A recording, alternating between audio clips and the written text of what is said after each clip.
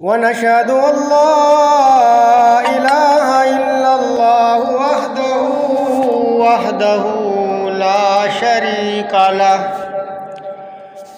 ونشهد أن سيدنا وسندنا ونبينا وشفيعنا وحبيبنا وحبيب ربنا ومولانا محمدا عبده ورسوله أما بعد فأعوذ بالله من الشيطان الرجيم بسم الله الرحمن الرحيم يا أيها الذين آمنوا كتب عليكم الصيام كما كتب على الذين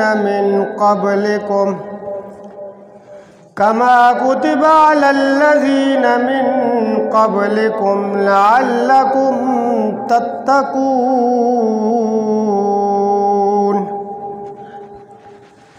قال النبي صلى الله عليه وسلم يا أيها الناس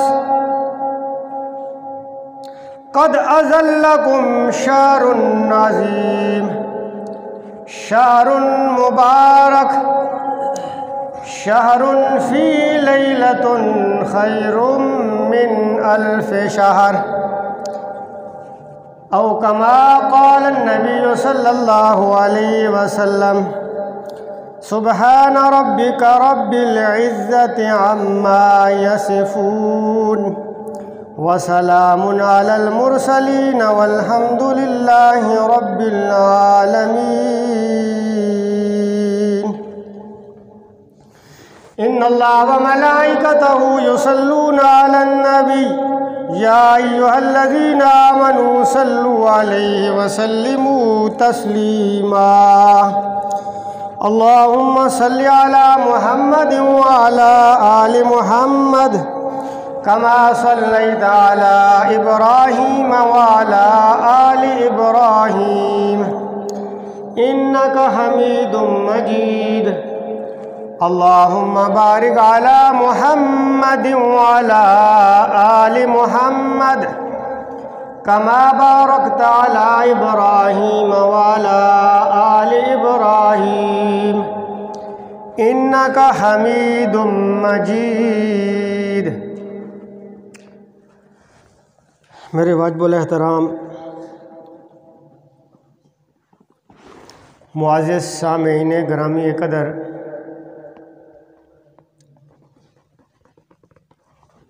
جیسا کہ آپ حضرات کو پتہ ہے شعبان المعظم کے چند دن باقی ہیں اور اس کے بعد رمضان المبارک کا ایک عظیم الشان مہینہ جس کا آغاز ہوگا.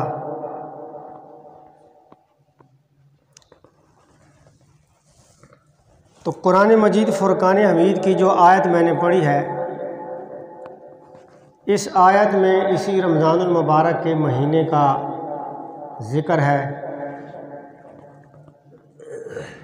اللہ رب العزت کی سنت یہ ہے کہ اللہ تعالیٰ قرآن مجید میں روزے کی ترغیب دیتے ہیں. آپ قرآن مجید پڑھتے رہتے ہیں، آپ دیکھیں گے کہ اللہ تعالیٰ صرف کام کے کرنے کا حکم دیتے ہیں کہ اس کام کو کرو.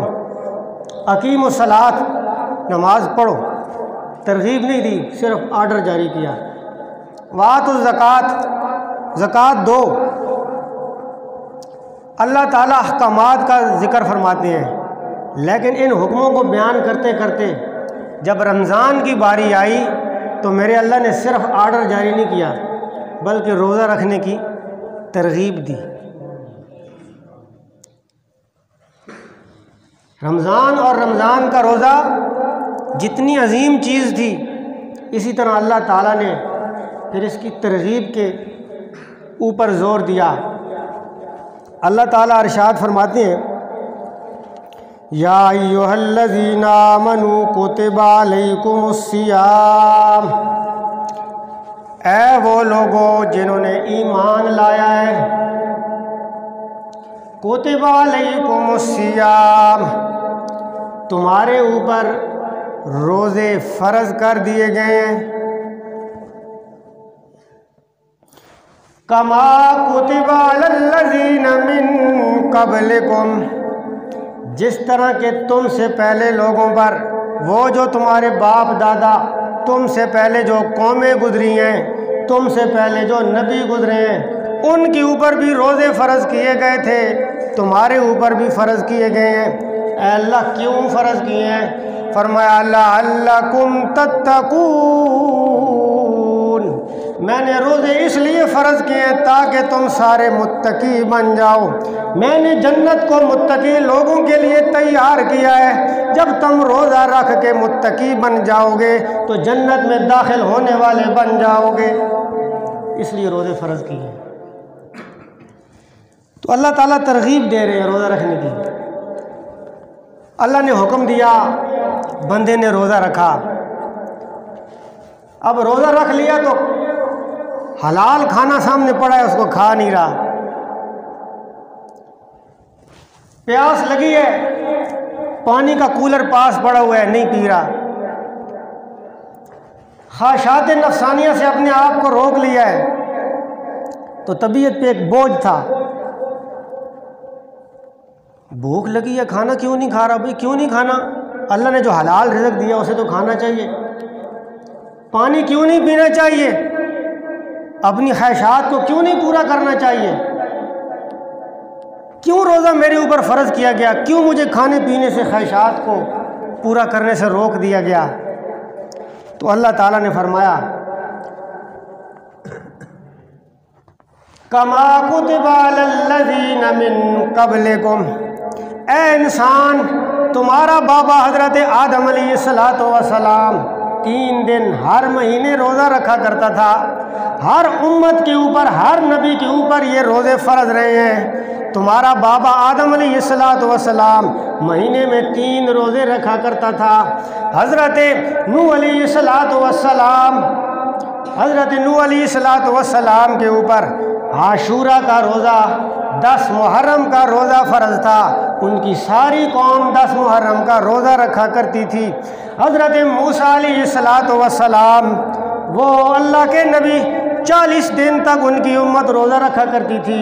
حضرت موسیٰ کوہ طور پہ 40 دن روزہ رکھا کرتے تھے، اور حضرت عیسیٰ علیہ نبینا علیہ السلام اپنی قوم کو 2 مہینے روزے رکھ دینے کا حکم کیا کرتے تھے۔ آج بھی عیسائی 2 مہینے روزہ رکھتے ہیں۔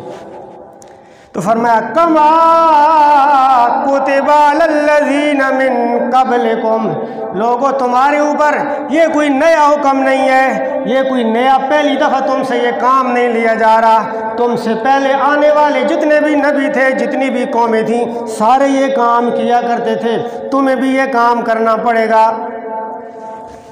تو جب بندے کو پتہ چل جائے یار یہ تو سارے لوگ کر دیا ہیں تو میں بھی کر سا، تو پھر کوئی بات مشکل نہیں لگتی، یار سارے کر دے رہے ہیں جیسے بھی کر سکتے، وہ بھی انسان ہے جیسی بھی انسان ہے، تو لہٰذا اگر وہ ایک کام کر رکھ جیسے تو سمجھو کہ بھی مشکل کوئی نہیں۔ تو اللہ نے ترغیب دے دی کہ روزے فرض کیے گئے ہیں، لیکن نئی بات نہیں، تم سے پہلے لوگوں نے بھی رکھے تھے، تم بھی رکھ لیا کرو۔ حضرت آدم علیہ السلام جنت سے اتار دیے گئے، ایک بھول ہو گئی تھی، غلطی نہیں ہوئی۔ یاد رکھو اہل سنت والجماعت کا یہ عقیدہ ہے کہ انبیاء علیہ السلام سے غلطی کا ہونا ناممکن کام ہے، ان سے گناہ نہیں ہوا کرتے، ان سے نافرمانیاں نہیں ہوا کرتی۔ جو یہ عقیدہ رکھے کہ کسی اللہ کے نبی سے غلطی ہوئی، گناہ ہوا، اللہ کی نافرمانی ہوئی، وہ اہل سنت سے خارج ہے، وہ مسلمان ہی نہیں ہے۔ تو یہاں علماء منع کرتے ہیں کہ حضرت آدم علیہ السلام نے اس درخت کا پھل تو کھایا تھا جس سے اللہ نے منع کیا، تو قرآن کہتا ہے فنسی آدم، وہ جان بوجھ کے نہیں کھایا، بھول گئے تھے۔ کیسے بھول گئے؟ شیطان نے کہا کہ اے آدم اس درخت سے اللہ نے منع کیا ہے، اس سے نہیں منع کیا، بھول ہو گئی۔ اللہ اکبر، جنت سے اتار دیے گئے۔ انڈیا میں سرندیپ نام کا ایک مقام ہے، حضرت آدم وہاں پہ اتارے گئے، حضرت حوا جدہ میں اتاری گئیں۔ جب آدم علیہ السلام کرۂ ارض پہ آئے تو دل پہ دہشت تھی، اللہ رب العزت کے جلال کا خوف تھا کہ بھول تو ہو گئی، اگرچہ جان بوجھ کے نہیں کیا، بھول تو ہوئی ہے نا، لہٰذا اللہ ناراض ہیں، اب اپنے اللہ کو کیسے مناؤں گا۔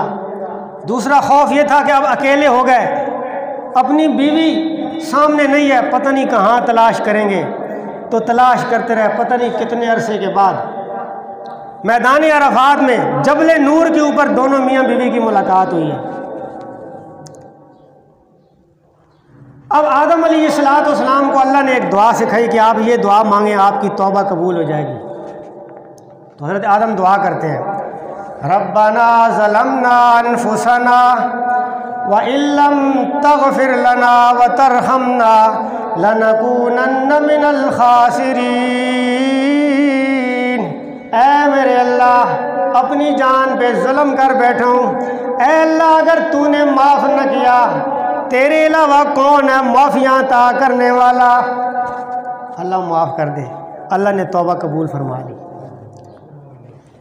وقت گزرتا گیا، ایک دن حضرت آدم علیہ السلام، کیوں اس وقت شیشہ آئینہ یہ چیزیں تو تھی نہیں، حضرت آدم علیہ السلام کسی چشمے میں منہ دھو رہے تھے تو پانی کے اندر اپنا چہرہ نظر آ گیا، تو دیکھا کہ وہ جو حسن تھا، وہ جو جمال تھا، وہ جو چہرے کا کمال تھا جو جنت میں اللہ نے دیا تھا، وہ یہاں نہیں ہے۔ وہ بھول ہونے کی وجہ سے اللہ نے واپس لے لیا ہے۔ تو اللہ سے دعا کرتے ہیں، اے میرے اللہ، جنت میں تو نے مجھے حسن دیا تھا، تو نے میرے چہرے میں کمال دیا تھا، میرے چہرے میں ایک نورانیت نظر آیا کرتی تھی، ایک خوبصورتی موجود تھی، اب وہ مجھے نظر نہیں آ رہی، اللہ تو نے وہ واپس لے لی ہے۔ اے اللہ وہ نعمت مجھے واپس اس دنیا میں بھی عطا فرما، تاکہ میں تیری اس نعمت کو دیکھ کے تیرا شکر کرنے والا بن جاؤں۔ اللہ نے آواز دی اور فرمایا، اے میرے بندے آدم، آپ 3 روزے رکھیے، 3 روزے رکھیے، ان 3 روزوں کا رکھنا آپ کا کام ہے۔ یہ حسن و جمال والی نعمت، کمال اور نورانیت والی نعمت جنت سے واپس آپ کو عطا کر دینا آپ کے رب کا کام ہے۔ تو خدا کی شان، اس وقت جو دن تھے یہ مہینے کے درمیانی دن تھے، اسلامی مہینے کی درمیانی تاریخیں تھیں، وہ دن جن دنوں میں دن بھی روشن ہوتے ہیں اور رات بھی روشن ہوتی ہے۔ 13 اور 14 اور 15 یہ 3 تاریخیں تھیں۔ تو حضرت آدم علیہ السلام نے 13 تاریخ کا روزہ رکھا۔ اگلے دن پھر پانی میں اپنا چہرے کا عکس دیکھا کہ کچھ حسن و جمال لوٹ آیا تھا، پھر 14 تاریخ کا روزہ رکھا۔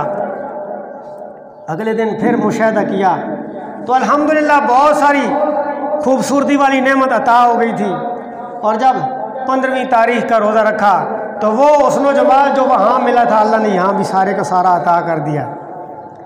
تو آدم علیہ السلام بطور شکرانہ ساری زندگی ہر مہینے کی یہی 3 روزے رکھا کرتے تھے۔ ان کو ایام بیض کہا جاتا ہے، یعنی سفید دن، وہ دن جن کے دن بھی سفید ہیں، جن کی راتیں بھی سفید ہیں، دن بھی روشن ہیں، راتیں بھی روشن ہیں۔ تو فرمایا جو آدمی دنیا کے اندر اللہ کی نعمتیں حاصل کرنا چاہتا ہے تو اس کو چاہیے کہ وہ آدم علیہ السلام والے اس وظیفے پہ عمل کرے اور وہ روزہ رکھنے والا بن جائے۔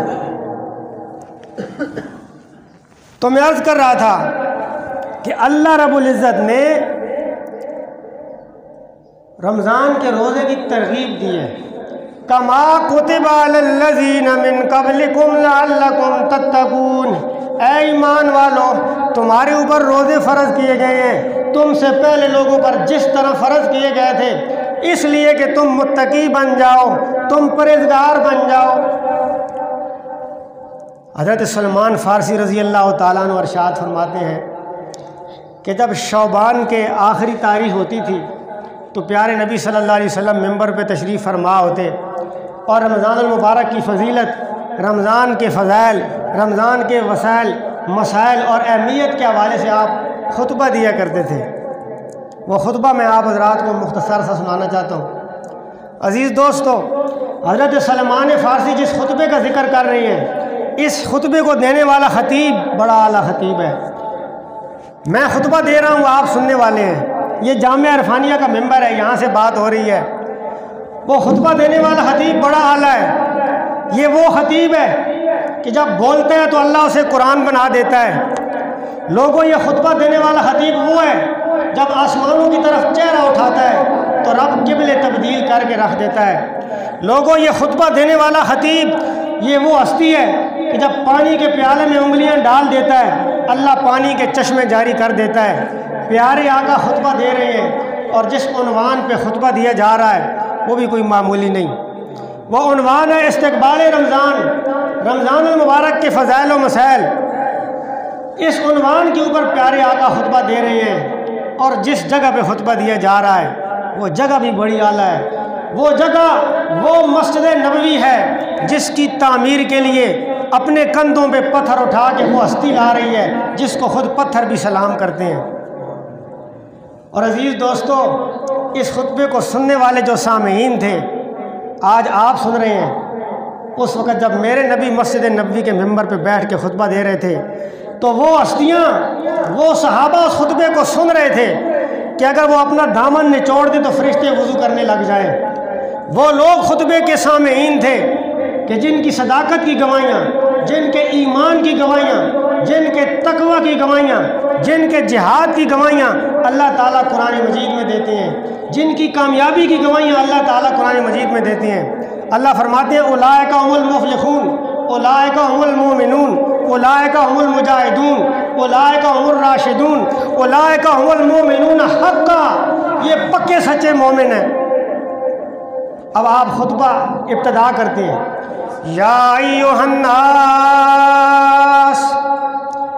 اے کائنات والو، قد اظلکم شہر عظیم، تمہارے اوپر ایک مہینہ سایہ فگن ہونے والا ہے۔ وہ ایسا مہینہ ہے عظیم، عظمتوں والا مہینہ، وہ مہینہ بڑی عظمت والا ہے۔ عظیم یہ لفظ عظمت سے مشتق ہے نا، عظمت کا مطلب ہے اتنا عظیم کہ جس کا کوئی مقابلہ نہ کر سکے، اتنا عظیم مہینہ آ رہا ہے۔ قرآن مجید میں اللہ تعالیٰ نے ایک گناہ کو عظیم کہا ہے، فرمایا ان الشرک لظلم عظیم، لوگوں اس کائنات میں سب سے بڑا گناہ شرک ہے۔ اور دوسرے مقام پہ اللہ فرماتے ہیں ان اللہ لا یغفر ان یشرک بہ ویغفر ما دون ذلک لمن یشاء، اللہ فرماتے ہیں میں چور کو چوری کی سزا دوں گا پھر معاف کر دوں گا، میں زانی کو زنا کی سزا دوں گا پھر معاف کر دوں گا، میں شرابی کو شراب کی سزا دوں گا پھر معاف کر دوں گا، پھر جنت میں داخل کر دوں گا۔ لیکن جس نے دنیا میں شرک کیا ہوگا بغیر معافی کے میرے پاس آ گیا، اس کی کوئی معافی نہیں، وہ ہمیشہ ہمیشہ کے لیے جہنم کے اندر رہے گا۔ تو فرمایا شرک بڑا گناہ ہے، اور اپنے بارے میں فرمایا وَهُوَ الْعَلِيُّ الْعَظِيمُ، اللہ بڑا عظیم ہے۔